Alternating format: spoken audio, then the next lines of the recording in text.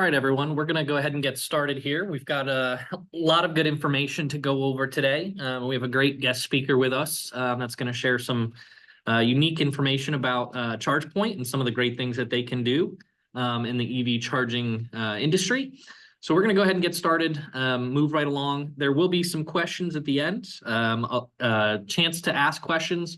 We'll also go over some FAQs, and we've got a quick polling question. So please stick around for that piece of it. And if you have questions throughout the presentation, feel free to post those in the Q&A section, and we'll try to get to those at the end. So without further ado, we're going to go ahead and get started. Today's session is about the key drivers behind EV infrastructure, primarily amenities, revenue generators, and must-haves for fleet transition. Here's a little agenda of what we're going to go over today. And without further ado, some quick introductions. My name is Nick McNulty. I'm the director here at Blue Whale EV. And with me, I've got, go ahead, Rusty. Hi guys, John Mellios. I also go by Rusty. And I tell people I remember whatever you respond, or whatever I respond to, whatever you want to call me, I respond to. Very good. I'm a partner account manager with Chargepoint.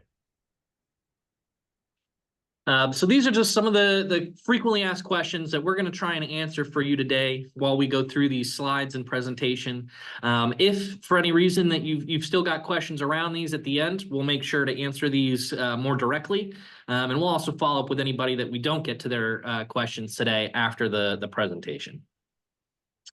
So a little bit about Blue Whale EV. Blue Whale EV is a fully turnkey white glove installer and implementer of EV charging stations.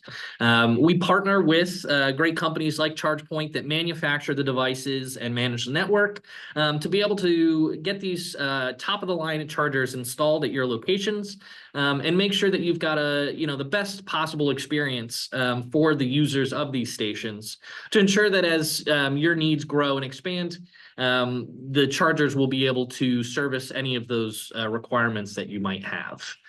Our team is comprised of three founders, Rich McNulty, Scott Shankweiler, and Scott Swiderski. We also have a number of team members in our client success, sales. We've got teams that follow up from a production level, and also electricians, master electricians on staff that can come out and meet you on site to help you evaluate what's going to be the best possible solution for what you're looking to do with your EV charging stations. We service areas primarily in the Mid-Atlantic, but we have solid partnerships throughout the United States. And Chargepoint is a national brand, well, actually international, right, Rusty? You've got chargers all over the world. So if for whatever reason Blue Whale would not be able to help you in the location that you're at, Chargepoint is a great partner that will be able to help you. So moving on, so let's talk a little bit about the EV market trends and some of the rebates that are out there today, and basically why it's important to start considering EV now instead of waiting, as some people have tried to do and realized they may have missed the boat. So EV adoption is accelerating. We found that EVs have multiple benefits driving EV, right? So operating an electric vehicle is going to have traditionally much lower costs than your standard internal combustion engine vehicle or ICE vehicle, right? Performance, we're seeing the electric vehicles are continually getting upgrades. People are starting to really look at these as bragging vehicles rather than just something I had to buy because it's EV. But with that said, there are also plenty of vehicles that are out there for your daily commuters. We have a number of members of our team that commute to work every day with their EVs, and they're saving. We had one person say they're saving $6,000 a year on driving EV as opposed to driving traditional gas car for their daily commute. Obviously, sustainability is a big piece of this, less pollution and reduced dependence on fossil fuels. And then the battery technology that's continually increasing. The U.S. Department of Energy is stating that their goal is to have up to 28 million charging ports in the United States by 2030. We have a long way to go. So that's what we're here to talk about a little bit more today. Russ, do you want to cover this one? Yeah, there's some exciting trends that we're seeing consistently, and we follow very closely BNEF, which is a division of Bloomberg, which is their energy finance division, and they're doing a lot of research within the electrification space. So the current pace we're at right now in 2023 is we're a little bit about 11% of new vehicle sales are EVs. And they're projecting that by 2030 to be almost half of new car sales. We're seeing these trends that track very closely in North America, exactly what's going on in Europe. We start to see inflection points at the 12% of new vehicle sales to start to see some really breakthrough growth. And so we're going to see significant numbers of EVs that are not just on the road today, but by the end of the decade. And you heard Nick touch on this just a minute ago. The reasons for this are a few things. Vehicles are getting less expensive. We've got in the coming year, in the next 2 years, significant numbers of vehicles from OEMs. They're going to be in the sub 40,000 range. I believe Chevy's got an Equinox coming out at around 30,000. That's going to have significant impacts on folks that are looking for new car sales. Couple that with range anxiety. So as batteries are continuing to go up in range and the inflection of NEVI and having high-speed charging along the national corridors, it's going to reduce range anxiety for many of the car owners out there that are looking at new vehicles. Battery costs have reduced, continue to go down, fallen 89% from we started this. Those significant costs are going to continue to drive down as we've got more battery operations coming online from the Inflation Reduction Act, and as well as new technologies that are coming into the space.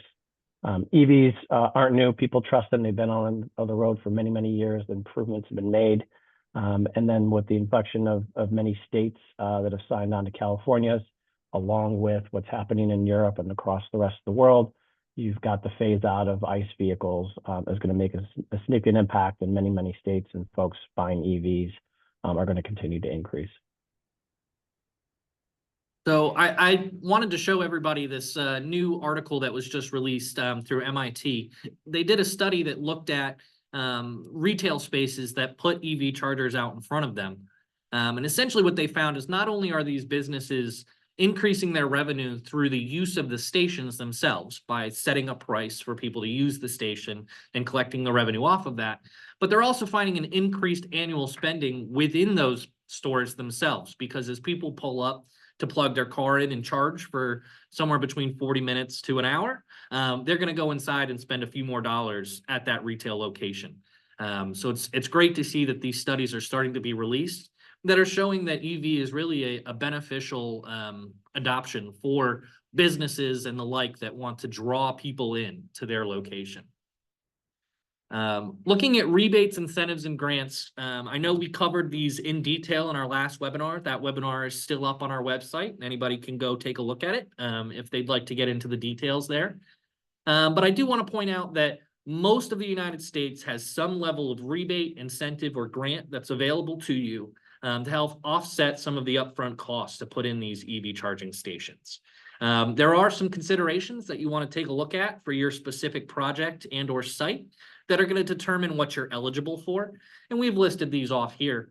But primarily you're going to want to look at, am I trying to determine between a level 1, level 2, and level 3 charger? We're going to get into that in a little bit.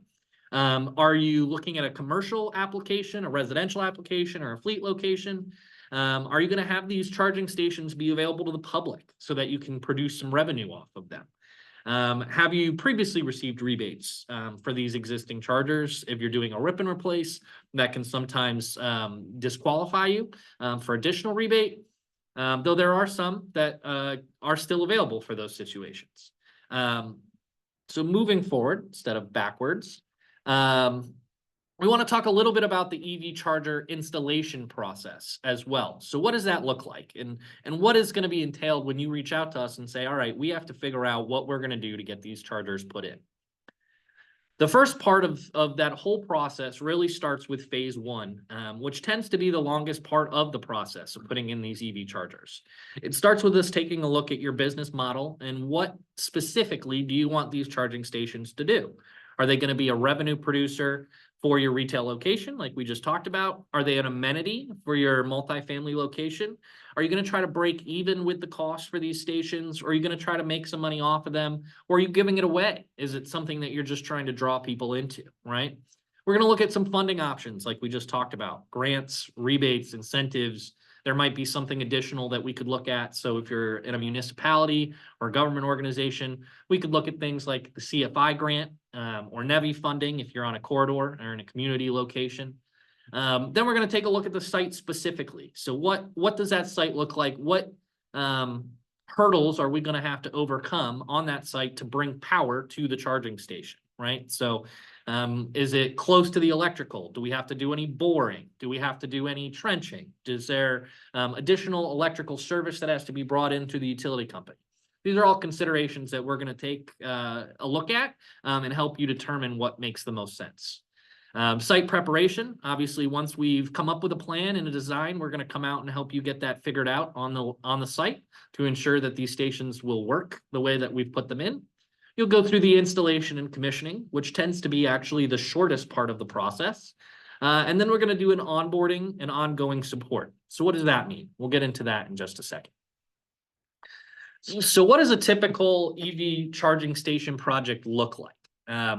So we talked about the difference between level 1, level 2, and level 3.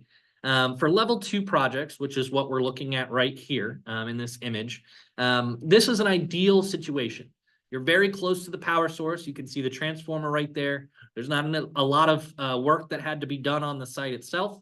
And so what we're going to take a look at is design costs, engineering and permitting, electrical, construction, commissioning and training, any utility expense, which in this project there was not any, EV charging devices and pedestals. So what's the specific device that you're going to take a look at? And then any ongoing things that you're looking for. So painting, line striping, bollards, signage, or ongoing maintenance through a preventative maintenance program. This is what that starts to look like from a ballpark, right? And obviously it's a bit of a range, but it's really determined on all those pieces that we just talked about. Let's say you have several locations that you need us to take a look at, right? So we'll come out and do a site assessment for free for you if you've got 1 or 2 locations that you're trying to figure out. If you were to come to me and say, listen, I need a plan for 30 sites, I have to figure out what I'm going to do for my entire county or my entire city or all of the multifamily properties that we've got in our portfolio. This is where this professional site assessment comes in. Essentially what it is we'll list out all the sites you'd like us to look at. We'll come up with a plan, a schedule to go take a look at all of those, and we'll generate a report for you based on how that adoption would look like for EV at all of those locations. So this is really a more comprehensive approach if you've got multiple sites that you need looked at. Whale care is our preventative maintenance for EV charging. One of the #1 complaints that we get from people on a pretty regular basis is that they pull up to an EV charging station and it's not working. This whale care preventative maintenance program is how we're going to combat that by making sure that we get out there to take a look at your stations on a regular basis, ensure that the chargers are still functioning the way that's intended, and ensure that you're not having any downtime that would prevent you from bringing in that revenue to your charging station. We also have a few additional business lines that are coming from Blue Whale here in next year. This is through popular demand from clients that we've worked with in the past. The big one is that warranty, service, and maintenance that we just talked about. It's now up and running. Additionally, we've got consulting services, right? So that PSA is a specific plan for multiple sites that you're looking at, but maybe you're not there yet. Maybe I don't even know where to start, and I need somebody to come in and hold my hand through this process. That's something that Blue Whale can help you with from the very beginning, through education, through planning, and then coming up with a design and a plan that's going to allow you to adopt EV and get whatever it is that you're trying to power up and running. I want to show a few relevant projects that we've worked on, both as Chargepoint and as Blue Whale.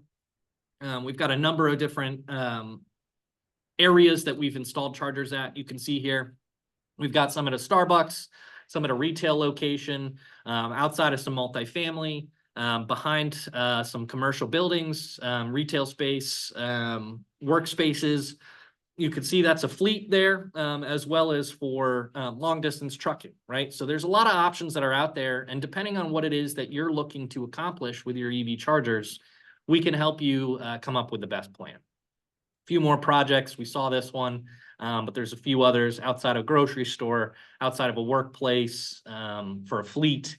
We can help with all of those specific scenarios.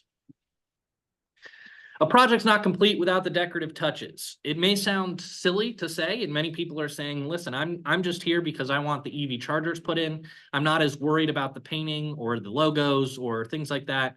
The reality is, if you're trying to draw people to these areas to use the stations, you probably want to consider some of this additional final touches, which we can assist you with. But the idea is to really draw people into these locations. There are apps out there, things like PlugShare, and some of the other apps that will show people public-facing chargers. But once they get to your site, they want to know where to go. And this is how you identify that for them. Additionally, there are options out there, especially with Chargepoint right now, to brand these stations. So you can see here a few examples.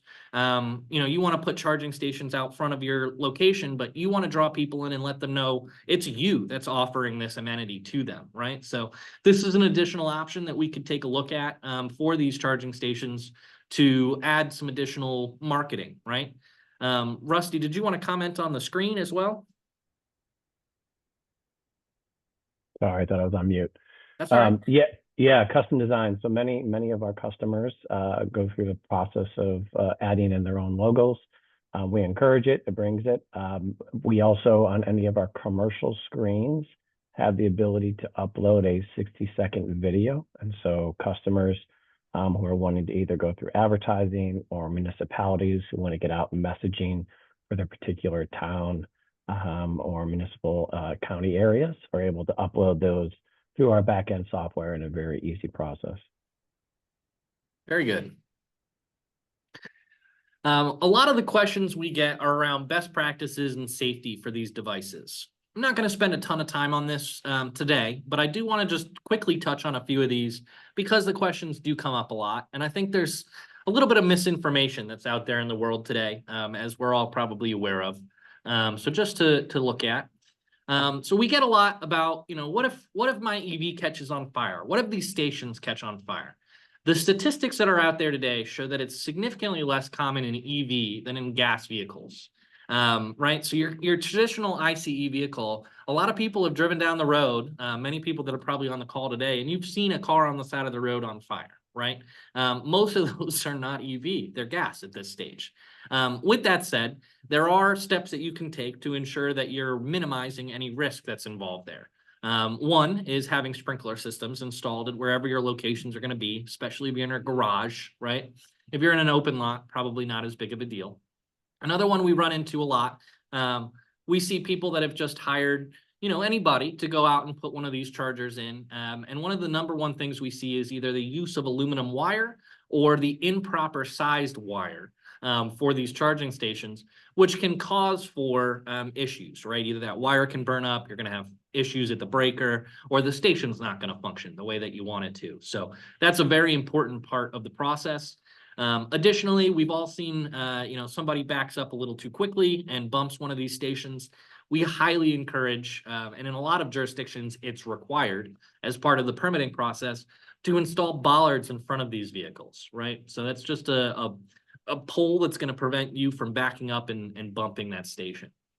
Another question we often get is, do the chargers have personal protective devices or some kind of construction feature that would prevent there from being an electric shock?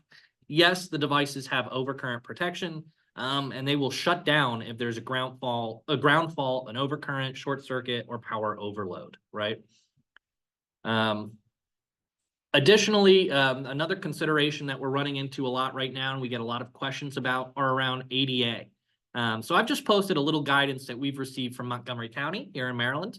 But right now, there are federal recommendations for ADA, but there are no regulations for ADA. So with that in mind, we recommend that you at least consider for every 2 stations that you put in, excuse me, every 2 spots you put in, right? Not 2 stations, but for every 2 EV spaces, you have access to an ADA compatible spot. What we have seen in certain counties is they're starting to adopt additionally strict rules. So as you can see here in Montgomery County, they're making regulations around how they want these ADA spaces to be formatted. But traditionally, as long as you've got a space that's wide enough for this ADA, for this handicap space to be pulled into, and then there's the hash mark spaces next to it, you're covered. So it's an ADA accessible space, not an ADA exclusive space, right? I think I've covered enough with that one. Let me know if there are additional questions. So I'm going to turn it over to Rusty now to go over some of Chargepoint solutions. They've got some great options that are out there for people that are considering what type of charger do I need and what does that look like? So Rusty? Thanks, Nick. So who is Chargepoint? We're the largest vertically integrated charging solution provider out there, founded in 2007. So we've had nearly 2 decades of kind of perfecting both our chargers and our software. We're a publicly traded company and we focus 100% on EV charging. So we make our own software, we design our own chargers, and we don't have any other divisions that focus on solar or battery storage charging, anything like that. We operate in North America. We're based in Silicon Valley. We also work of all of North America, but also European markets.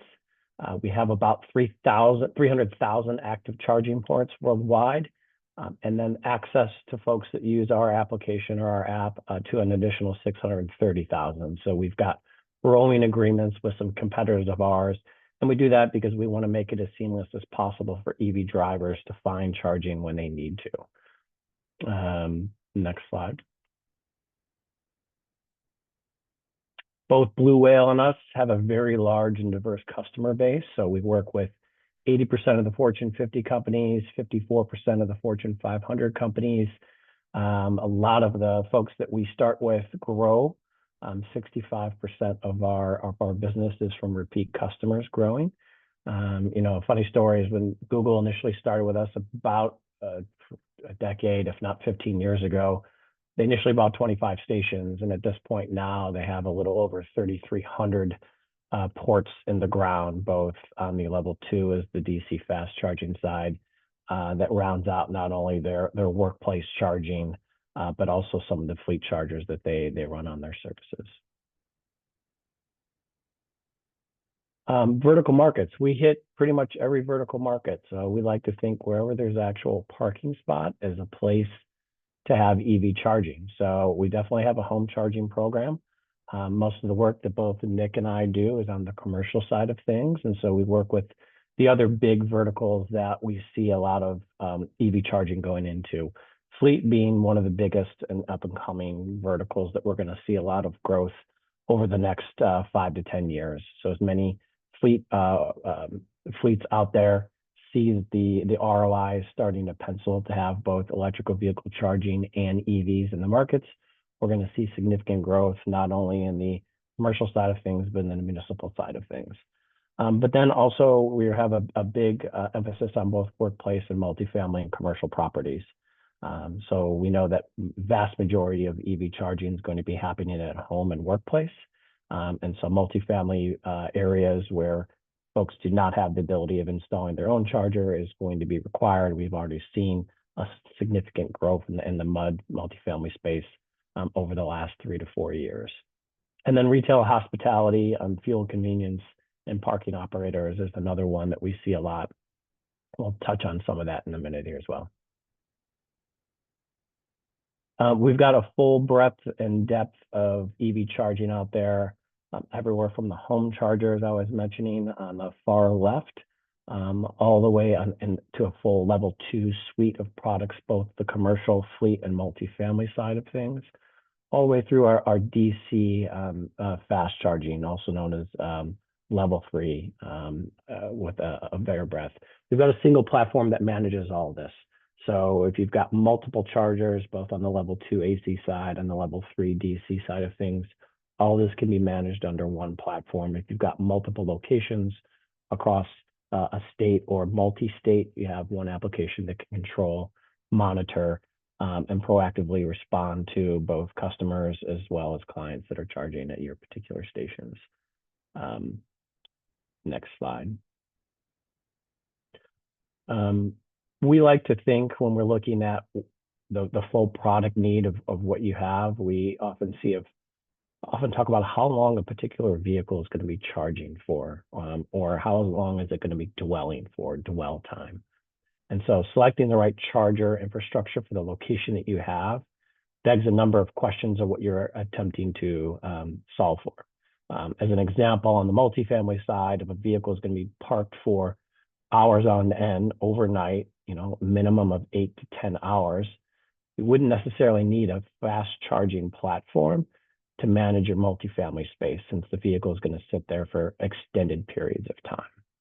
However, if you're a retail store, it's something that might be interest of how long do typically customers stay at your particular store, or even a bigger question is how long do you want them to stay? And so in the retail side, you see a mix of both level 2 as well as DC products. In some cases, when you folks are fast food coming in quickly, you're looking for something a little more high-speed charging, whereas you may on the retail side, you may have a customer for a big box store that may want the customer to stay in the store longer. So you may want to have some slower charging in order to enable them to come back in. Nick mentioned a little earlier the MIT store, a study that came out last year, where it looked at increased sales or basket sales for particular retail stores that can go up with having EV drivers in your particular portfolio. Next slide, Nick. All this comes to, and Chargepoint does, is we sell network chargers versus non-network chargers. And I like to call them kind of smart versus dumb chargers. And so each one of our particular chargers comes with a cloud plan, and there's some specific differences when we look at that. Non-network chargers have a use, and all they do is enable you to provide electricity, so disperse electricity, and that's it. The benefits of having network charging are immense. So one, you have the visibility of it to the stations and drivers to drive to those particular stations, so people understand where they are, whether they can get access to those stations, whether they're available and up and running. You have the ability to actually charge for people wanting to use that station, either by hours or usage, time of use, or the number of kilowatts dispersed particular to that individual session. You also have access control. So if you want just your employees to use it, or just your employees to use it during work hours, or if you want to open it up to the public or guests, restrict that day or night, or on particular days of the week, you have that ability to do it in access control. You don't have that ability on the network charger unless you put a particular padlock on that charger. But we've seen in many cases people reach around a fence to grab charging. EV drivers are pretty sophisticated when it comes to that. And then we have the ability of remote access and maintenance. So if you don't have a non-network charger, you don't know if it's down, you don't know if it's working, you can't get feedback from drivers or tips if there's issues with it. And then there's this host of analytics behind there of who's charging, how long they're charging, how many drivers, what money you're collecting or revenue from there, what are the costs associated to it. All of this is tracked and reportable, in addition to the sustainability reporting goals that we see from many municipalities and organizations that want to be able to show greenhouse gas savings and avoidance of fuel being used. With that, having network charging, there's a lot of advantages and features that Chargepoint has specifically. So beyond the dashboard and analytics, being able to get access to everything that's happening at the particular charger, which I'll go to in details, we've got features like waitlist, what we've created over the years when we get feedback from our customers, especially in the workplace, where they want the ability for drivers to put themselves in a queue and in line to reserve that particular charger for them when it's available. So as you want to see turnover of EV charging for workplace employees, waitlist is a great feature. We've got a lot of energy management features that go beyond just the regular circuit share, but for many organizations that potentially do not have the electrical capacity at the time, we're able to add more chargers, utilize what you have, and give that organization the ability to add more infrastructure over time if need to. We've got multiple flexible pricing policies that many of our customers utilize, potentially wanting to have one rate that they charge employees or tenants, and a different rate that they want to charge guests that are using the station. Being able to offer free charging for some people and not being able to change that pricing policy over time as potentially energy rates increase or decrease. And then being able to also put in features like an overstay fee. So when someone's fully charged and the car's sitting there, prompting them to move their car and turn it over to the next person looking for an EV charge and increase pricing if they don't want to actually move their vehicle. Access control, I touched on. Fleet services, we've got both fleet telematics as well as integration with additional fleet telematics that are third party to be able to tell fleet operators, what's the capacity of the vehicle that's come in, how much charge does it need, when is it actually being used, and how often, how you can actually save by energy rates by deferring charging at a later point in time when energy costs reduce themselves down and you need only 4 hours of charging in order to meet the vehicle's needs for the following day. And then we've got APIs in the background of our software. So the ability to integrate or export with third-party systems and share information to make it easier for you guys on the side of using other data and other systems that are important to you. Our charge management system, we also refer to as NOS, Network Operating System, provides kind of insights into what's happening at a particular site, a look into each one of those properties in the back end, providing specific metrics of how many drivers, how many sessions are happening, which is the average length of time. All of this helps in promoting of looking at utilization of when you potentially need to add more charging. And so with our partner Blue Whale, we're telling customers you can start with a fewer number of chargers, see how utilization is, provide more make ready when you're going through the infrastructure phase, so that when you're ready for more chargers, you just need to drop them in and then ordering them. So we've got multiple features, as I mentioned, that are all integrated into our backend software. This is available for all customers, endless amounts of users. We've got multiple permissioning that we can go through this.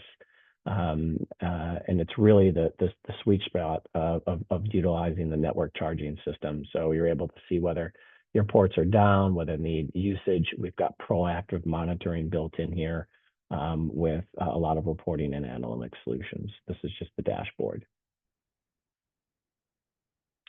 And then the EV driver experience. So we know the EV driver that is going to a station owners, if we can make it as seamless and easy as possible, it's going to drive utilization at a particular customer's location. We do this by having a very smooth application that's used. We have nearly 2.7 million total app downloads. We have a lot of unique users on our app. This drives business towards stations out there. As I mentioned earlier, we've got roaming agreements that also pop up. So EV drivers have access to more stations through our app, pushing them towards them. But utilizing the app that EV drivers are able to do, they can navigate to these stations. They can see if the station is available. If it's enabled, they can go through the waitlist process. They can see how much you're charging for energy, if you have overstay fees, pictures, driver tips, tap to charge that's integrated through this, all integrated into the app itself, making it easy and seamless for that EV driver, making their role in driving utilization to your particular things. In addition to that, we're integrated into Google Maps and Apple Maps. And then we're also integrated into, I believe now it's up to 12 OEMs in dash navigation. So providers like Mercedes and Volvo actually have a Chargepoint tile or app within their system that you can navigate directly to those particular charging stations, making it as easy and seamless for drivers. And we don't do all that with having best-in-class software without actually having best-in-class hardware as well. So we have the world's most advanced EV charging testing lab. I think we're one of the only manufacturers out there that has it. We got a 16,000-foot in-house facility where we take these actual charging stations through the ringer. So we do significant number of stress tests against these. both temperature, EV, humidity, wind resistance, seismic, earthquake shock treatment against it. We pull on the cords as many times as we can until it breaks and then measure it. We truck in sand from Arizona, the finest grain sand in the US, and take a fan and blow it at it and see where it breaks. So we put these things through a ringer. All of our stations are US listed and Energy Star certified. And then I wouldn't be remiss without kind of talking about the vast number of different charging points that are out there. So we've had significant changes over the last year and a half with many of the OEMs adopting the NACS connector.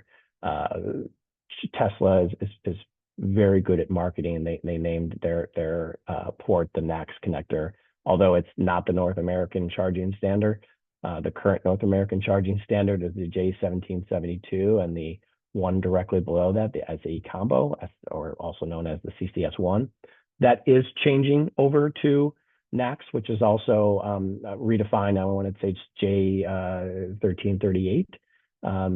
We'll see that transition over. And from our standpoint, Chargepoint wants to make sure that whatever vehicle is charging at a particular charging station, it isn't unique to that vehicle. And so we've made it easy in protecting our customers from the evolving charging standards. The reality is we're going to live in a multi-connector world for probably another decade. But ChargePoint has announced NACS on the Tesla port to be integrated into our stations, both our level 2 as well as DC side of things, which actually are coming out in the December, January timeframe with what we refer to as Omniport. So as you pull up to our CP6000 station or one of our Express Plus stations, you're going to have the option of selecting on the level 2 side, either the J1772 or the NACS connector. If you're using the ChargePoint app, it already knows which connector you have. You have the ability of toggling if you happen to be driving a rental vehicle at the time or one of your friend's vehicles. And then on our also DC side of things, where we've got multi-connectors, we'll have both CCS1 as well as Tesla connectors on there as well. So we're making it as easy as possible for our customers to evolve with the standards that are out there. But the reality is we will have a multi-connector world for some time. And then we also have additional best-in-class comprehensive warranty. That's a optional warranty. We do this in places where potentially Blue Whale is not. So you talked about or Nick spoke about the additional warranty and service that they have on that. We will enable our partners to have the warranty, but in cases where they potentially don't have the reach for their vehicles, the repair vehicles to get out there, we have Assure, which has proactive monitoring and 98% uptime guarantees associated to it with some preventive maintenance. We also have 24/7 support, not only for EV drivers, but also for EV station owners as well. Well, very good. Thank you for running through all of that, Rusty. And before we kind of hop into Q&A, I do want to mention our next presentation. So Thursday, November 14th, EV or possibly a hybrid vehicle next. The reason we're going to dive into that is we hear lots of people ask us, should I go full EV? Should I try a hybrid just to get used to it? What's going to be the best fit for me? So we've got some real EV enthusiasts, car enthusiasts that are going to hop on with us next time and talk specifically about some of those vehicles. So without further ado, we're gonna hop into some questions. But I would like to quickly send out a poll just to see if anybody would like us to reach out afterwards to either go over anything that was covered today or possibly to ask some additional questions. So I just sent out the poll. I'm going to leave it up for just maybe 30 seconds if people want to quickly answer, and then we'll move into some Q&A.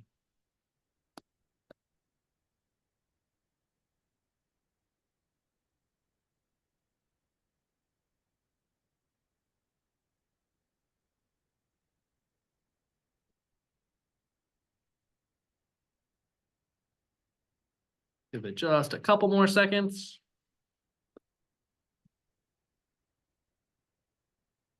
All right, so let's move into some Q&A. Let's hop over here. So what we'll do, if you have questions and would like to post them, you can put them in the questions and answers section, or you can raise your hand, and we'll send you a message and you can ask us whatever questions you've got. But in the meantime, Rusty and I are going to go through a few of the FAQs and just answer those. So let me jump onto that.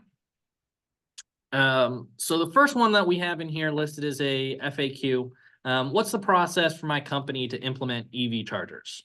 I think we went through a lot of the actual process itself, but the short answer to that question is to reach out to either Rusty or myself, and we will get connected with you and start that process.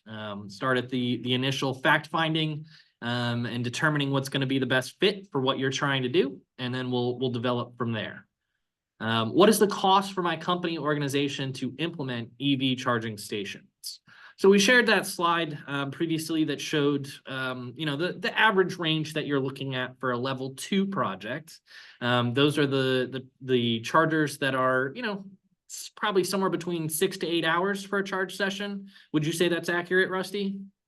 Yeah. Yep. And then if you're going to step up to a level 3 station, you're going to increase that cost by a considerable amount because those stations are going to have a lot more involved with them. They're putting out power a lot faster, and they also demand more power. So one of the costs that are associated with level 3 installations is often having to get a new service brought in or having to do some power management to allow for your charging station to function the way that's intended. What's the difference between level 1, level 2, and level 3 charging, and which do I need? Rusty, do you want to take a stab at that one? Yeah, your level 1 charging is just your regular 110-volt outlet, your things that plug directly into the outlets that you have within your house. It's going to give you somewhere in the range of 3 to 5 miles an hour, and it's really just a just in case I need on the road and I've got nothing else. I really wouldn't rely on that. Even if you're in a single family home, I would look to actually put in a level 2 charger that definitely uses more power and gives you somewhere in the range of 20 to 40 miles of range per hour on that, depending on the type of charger. That level 2 side also on the commercial side is the same thing. So depending on your voltage, you're looking at anywhere from 6.6 kW up to 19.2 kW or 22 kW out there that ranges in it. The level 2 side is great for things that are going to be sitting for long periods of time. So if your car is at home or at work, where we know you're going to be out there hours on end, anywhere from 8 to 10 to 12 hours, level 2 is your best bet. It also uses your existing service, generally where you're at, which is either at 208 or 240. As you get into the level 3 side of charging or DC side fast charging, you need 480 service 3-phase power, which not every building has, as Nick was talking about, or requires new service. With new service, you also need particular upgraded switch gear or potential new transformer. All of these actually have very long lead times in some cases, but also have significant costs on top of the charging equipment itself. So depending, I like to think, an easy format is something on a multifamily workplace side. Level 2 makes most sense. Level 3, if you're some sort of a fuel and convenience or a Burger King or a McDonald's on a highway corridor where we know people are just actually passing through quickly, stopping to get something to eat, stopping to get some fuel generally, you want more of the level 3 fast charging side of things. And then you're going to see a balance on something like a municipal side where you would have something like level 2 to potentially charge some of your vehicles, and then maybe one level 3 charger as a vehicle didn't get a charge last night, pulled in, someone had to take their car home, and now they need to get a quick charge before they get back on the road for whatever they're doing for that particular city or county. Thank you. So will the EV chargers become a new source of revenue for my business? The answer is yes, it should. And the reason why I say it that way is we see a lot of people that get started in this process and think, I want to offer this as an amenity. I'm not going to charge people for it. And I just want to draw people into my business.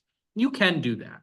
that's fine as an amenity. Essentially, you're going to take on the cost of that electricity to charge someone else's vehicle, but you're drawing them in to potentially shop at your store or stay at your hotel or rent at your multifamily, whatever it might be. However, these charging stations are very effective at being able to determine how much power is being used by the station, and then being able to set a price on top of that that allows you to generate revenue for the usage of those stations. We like to sometimes refer to them as a vending machine for power, right? You're not just going to give away the snacks in the vending machine just because somebody went to it at your location. You want to collect a little bit of the money off of that, right? So that's how that revenue works. Additional item that we didn't talk about that you can do with these stations is set something called an occupancy fee or an idling fee. So let's say somebody's pulled in, they plugged in their vehicle, it's fully charged, and they're just taking up that parking space now. You want to turn that space over so you can get somebody else in to use that charging station.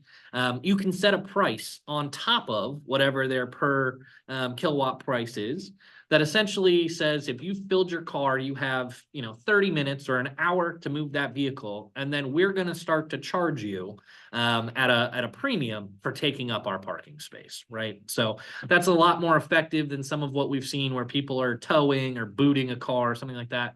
Use it to produce revenue. Don't upset people because they used your charging station.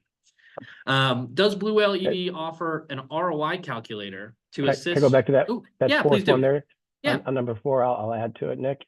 We both Blue Whale and Chargepoint can also assist you in helping to set what the good pricing policy is for you based on your geographic location and your vertical. So we're able to source all of those ports that we have within the area and tell you the average price that's being charged is X. And you have the ability of going below that or above it or anywhere in between. So check with us. Excellent point. Yeah, no, excellent point. And if you happen to be out in the middle of the desert somewhere or on top of a mountain and you're the only charging station for miles, you can sometimes get a little bit more because people are needing that charger, right? So moving on to the next question. Does Blue Whale EV offer an ROI calculator to assist with income calculation? Yes, both Blue Whale and ChargePoint have ROI calculators that you can use to take a look at what your project might result in as a return for you. As part of what we provide with all of our assistance with evaluating your EV implementation project.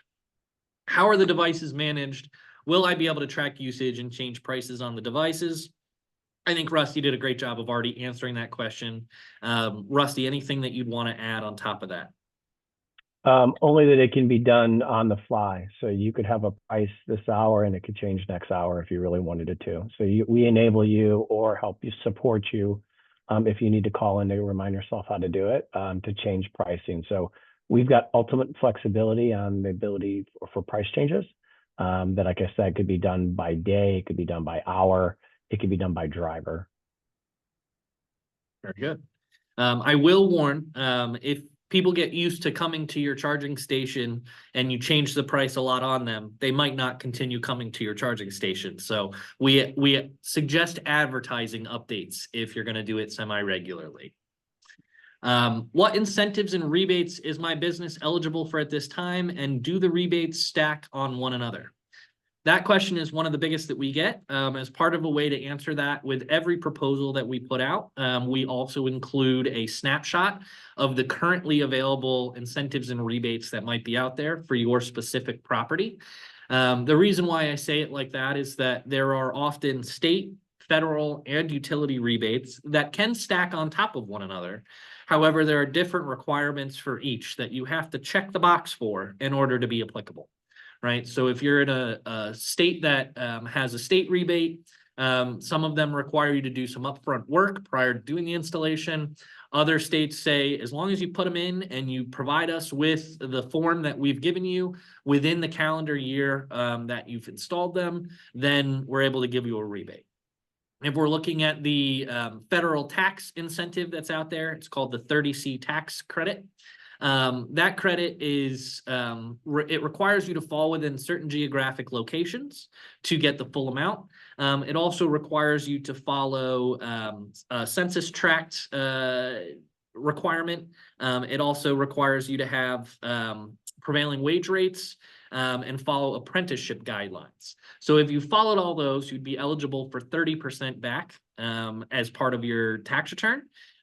If you don't meet all of those requirements, you still may be eligible for about 6% back.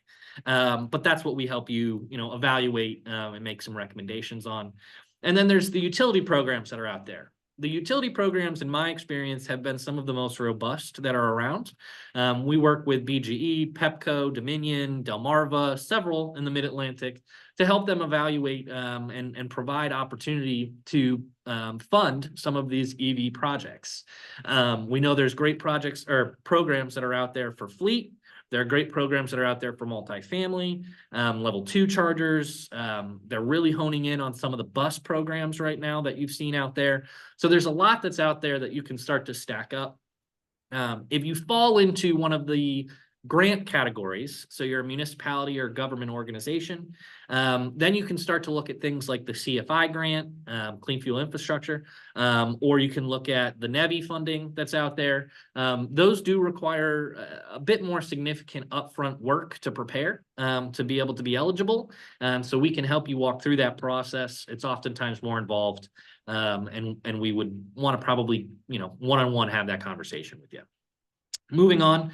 Will I need to deal with permitting, the utility company, ADA requirements, etc.? I'm going to be honest, this is a little bit of a softball for me here at Blue Whale, but no, you don't have to deal with any of that. We're going to take care of all of it for you. That's part of what we do is our turnkey service. Will the chargers be usable by all electric vehicle brands? Rusty, I think, covered that pretty well with the ports. I'd say as of now, and Rusty, correct me if you know of anything different, but Tesla and one other vehicle, I think it's the Nissan Leaf, is that right? Have their own, charging requirements that NACS or CHAdeMO that they're requiring you to use as part of that plugin. But for the most case, these vehicles are using the J1772 plug until we start to see some of that adoption of the new plugs that are out there. Lastly, I've come across some non-functional EV charging stations. How do I ensure that my stations will stay operational? A couple different ways. One is all of the network monitoring that Rusty mentioned. That's going to really give you a honed in idea of, is this station up and running? Am I having an issue with it? Has anybody reported a problem, et cetera, et cetera. On top of that, there's the Assure warranty that Rusty mentioned, that if you do run into an issue and it's covered with Assure, you're going to be able to get that taken care of. And lastly, and stacked on top of that, if you still feel like you need some additional coverage, we've got that preventative maintenance plan, Whale Care, that's going to help you with physical annual checks where we come out, we're going to take a look at these stations, run through, some general diagnostics, try a charging session, run through it, make sure it's working the way it's intended to, so that you don't have to sit there and worry about, is that station out there down? Am I losing revenue because people can't charge at it, et cetera, et cetera. Rusty, anything to add to that one? That's great. I think we're going to see a lot more partners like Blue Whale. We're going to enable them to really take care of the customers and have that. Proactive monitoring is something that we look at. So if we identify the station, we try to remote diagnose and fix things before you even get a call from either an EV driver or you, the station owner itself. And then we're getting more parts within the actual geographic area. So there's a quicker turnaround time on getting that back up and running. And so we've done a good job. We've actually enabled, as well as our EV drivers, we've got kind of utilizing a little bit of more AI. And so being able to take a picture of a particular station that they're at, and it diagnose immediately. So, and then prompting a support ticket to be created based on whatever particular issue that the photo is showing, either a cord that's broken or a nozzle that is. Very good. Well, that's all of our FAQs. I want to thank everybody for taking the time to attend today. I want to thank Rusty for taking the time to share such valuable information with everybody about Chargepoint, some of the great programs and products that you guys have available. I'd remind everybody to join us for our next one on November 14th. And if you want access to this recording, it will be available on our website. And we're also going to go ahead and send out the slides within the next couple of days so that everybody has access to those as well. In the meantime, if you have any questions or want to follow up with us at Blue Whale or Chargepoint, please don't hesitate to reach out. You can reach out via our website or when we send out the slides, you can respond directly that way. We'll have a link in there as well that you can schedule a meeting with us. We really appreciate your time. Rusty, thank you again. And we're going to give everybody back a couple minutes in their day. So please enjoy, and we hope to be able to help you with your next EV project. Nick, thank you, and Blue Whale as well. Very good. Thanks, everybody.